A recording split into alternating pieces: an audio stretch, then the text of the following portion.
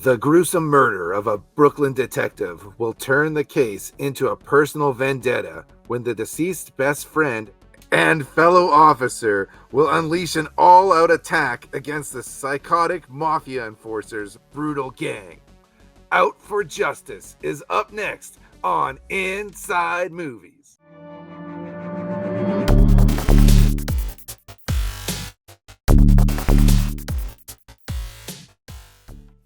Hey guys, welcome to another episode of Inside Movies. All this month we're talking Steven Seagal.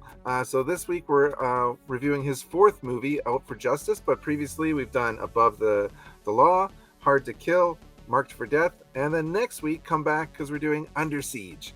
As always, I am joined by novelist Andrew Buckley, writer-illustrator GMB CHOMICHUK, and editor-in-chief of Merc Publishing, Murphey. Thanks everyone for being part of the show, and let's get into it. What's the good? What do we like about Out for Justice?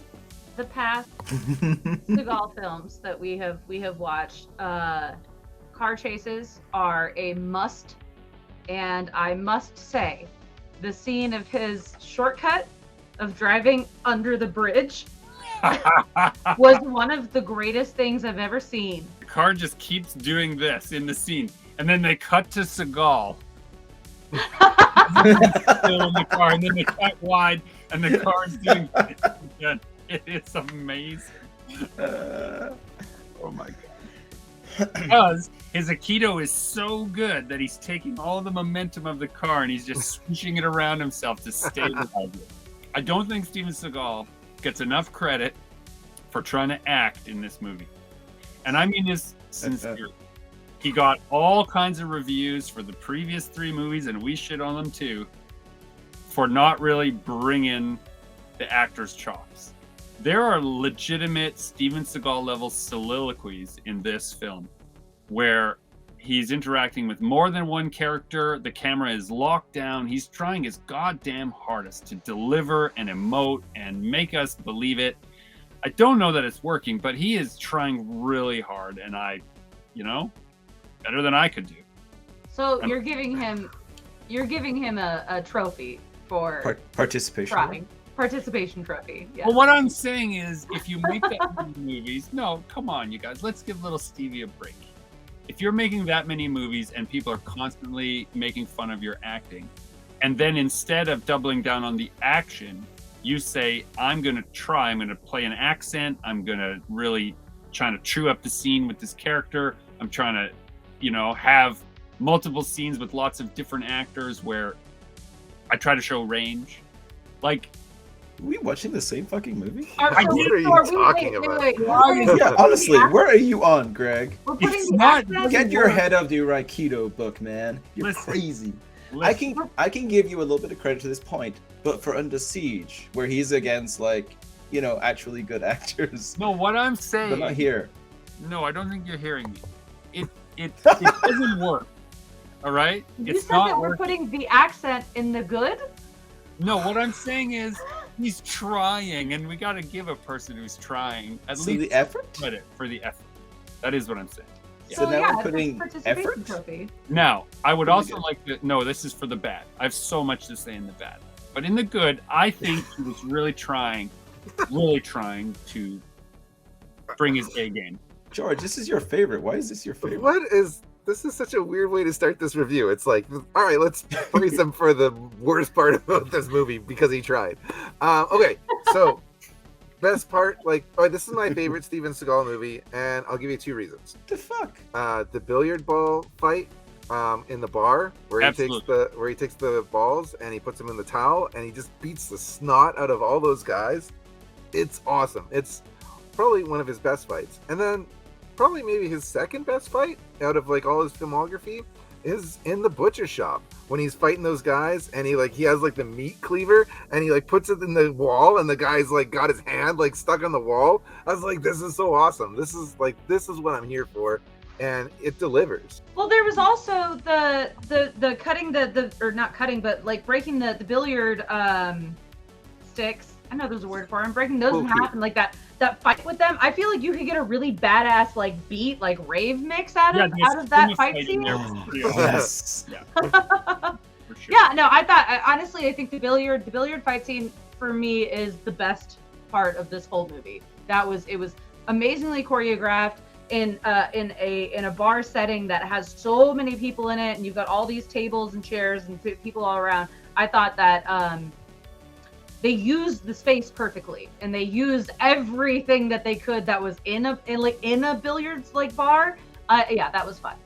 There's some really cool storytelling in that fight, in that he doesn't attack the people first, so he's waiting for them to attack him. And Wait, What are you fucking talking about? No, I he's just watched totally- this afternoon. no, when he's in the bar, he's waiting for them to come to him. First they punches out the old man. Or See, punches no, the bartender. old man, and Oh, yeah, that's right. No. The bartender throws a punch at him first. after Because he he provoked him and walked around his bar and bullied and the he's dude. already shoved him once onto the ground. He's already shoved him once on the ground. And He did toss all of the drinks off the bar. And he Yes, he Judging did that. people for drinking alcohol. Like, what is this? What the fuck is this? I'm what is sorry, this? George, but you're not going to set up No as way. him. He's not deserving. Yeah. That's like trying to say that he made an effort acting in this movie. It's the same kind of problem No. you're presenting right Because there is in that bar though, there is like this like one kind of like overweight guy that has like his arms crossed the whole time. now.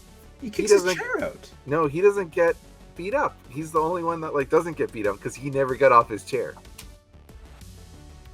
Oh, so because he won't come to the aid of his friends when they're being beaten up by a rogue cop, he's fair? I really like the villain in this one. I think this is probably the best villain out of, like, maybe more than Richie. Tommy Lee Jones is in Under Siege. I liked William Forsythe as Richie in this one. I completely bought that he was like just, you know, coked up and like just murdering people and it's completely unhinged. And even though he doesn't present much of a threat to him in the final fight, he was the one that I believed had, you know, the most ability to cause like some real damage to somebody. I will give you that. That scene where he just shoots that woman in the car, like just grabs her and like kills her outright. It does set up the, like we've talked about previously in all the Steven Seagal movies, it's basically just you're watching a murder unfold. He's going to find that guy and he's going to kill him, and it really won't be much of a fight. This guy actually, you feel like he really deserves it when it happens to him.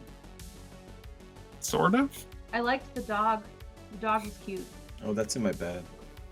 I like the dog. I like the kind of epilogue of you know them running into the guy who threw the dog out the window, and then the dog, you know, he beats him up, and then the dog pees on him. Do you Because want they're a fun, trying to prove the existence of God in that scene. You see, you want a fun fact about this dog, though? It's pretty great. Steven Seagal offered $1 million to buy that dog because it's an acting dog, and the owners would not give it to him because they were worried for the dog's safety. Oh my god. And do you know who else kills people in creative ways? Murphy. Not me, but the badasses in Guns N' Angels is the second title coming to Kickstarter from Legends Publishing, from Jamie Tyndall, Sean Hidachko, and Jesse Snyder. This is a launching of a whole new universe. There are houses, there are deceptions, there are murders, and there's drama, and you're gonna love it. Check out Guns N' Angels on Kickstarter this December. Legends Publishing.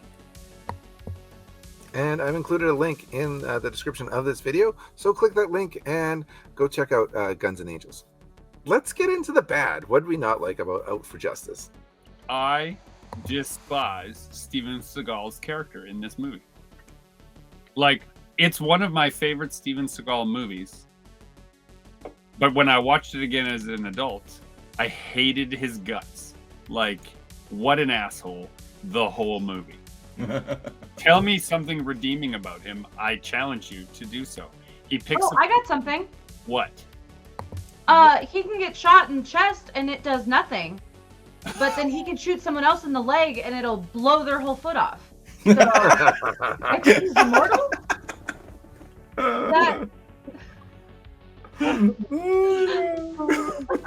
Maybe he retains the powers of the titles of his previous movie because he was hard to kill. So now when you shoot him, right? In fact, this movie, isn't the plot of this movie just the combination of the 3 titles that came before? I don't know what the plot of this movie is. Above the law, marked for death, and out for... No, what is this one? Hard to kill. That is the plot. Out for Justice. Out for Justice. This is called Out for Justice because that's what we need after watching it. It ended, and I like, and it maybe because it was I really powered through these movies over the weekend and like did a real like Steven Seagal dump. But by the time this movie ended, it's called a binge with any other movie, but a dump. No, this one it was a dump. But by the time we got to the end, when this movie ended, I was like, "Wait, what happened?" This one. He just grabs that other cop's gun and shoots the body, and then is like, "Yeah, just cover that up, like we always do." Like, shoots the body that has a freaking screw in its head. They're supposed to cover that up by these like police bullets that are in it. Oh my god! Just a murder, torture, final scene. How about Seagal's New York accent? Anybody like that? Anybody like Seagal's I thought he was excellent at it because he was acting his heart out. Oh my god, no, he wasn't. It was so inconsistent. I thought he was trying to do like an Italian accent. Yeah. Yeah, he was Italian in this movie, wasn't he? Yeah, he was. He doesn't speak Italian, but he was. But it does. No, he does comes out in speak New York a lot of the time. Yeah. He does speak Italian in this movie. In the movie, yeah, but he actually can't speak Italian. It's just fed lines. Steven Seagal's beret. Oh my god! That's fucking stupid. I hate that thing. He wears it like at the beginning for a little bit and then takes it off and throws it in his car, and then you don't see it again, and then later in another scene he's wearing it again for no apparent reason. What was with that? Was that supposed to be like character development? Like, was that a black beret? Like, is that what that was supposed to be referencing? Oh, maybe. I don't know. I didn't think that far ahead. Like, He looks stupid. Was it supposed to be referencing the rich inner history of his character? And now he wears like... I don't think so. No? Of the well-known New York Italian black berets.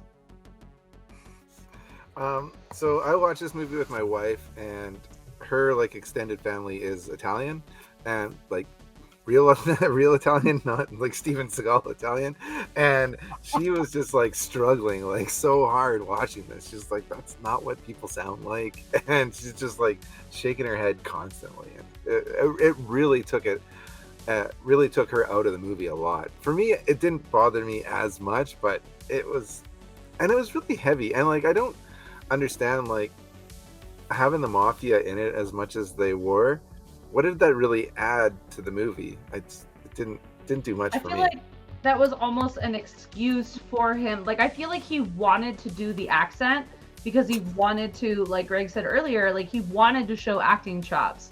And so they like kind of shoehorned the mafia storyline into it. So him being Italian had like more of a story reason. But it was a caricature in the way that you get a ridiculous, drawing of yourself on the boardwalk or, at the fair or wherever. Like his whole character just seemed like someone playing, not someone working as an actor. And the whole thing with the ex-wife and their kid and stuff, that just seemed really pointless. And then like she wanted to get back with him for like no reason. Like there was no change, and then they're like reuniting. I didn't get it. The problem is the incomplete character arc. None of these Seagal movies have any kind of character arc for their main character. Partially because there's barely ever an actual threat to him. Loved ones of his die. It doesn't actually impact him that much. His wife died in, what was the Hard to Kill? No, Mark for Death. I don't fucking know. The coma one. And he just ended up with Kelly LeBrook at the end. Like, I don't like these movies anymore.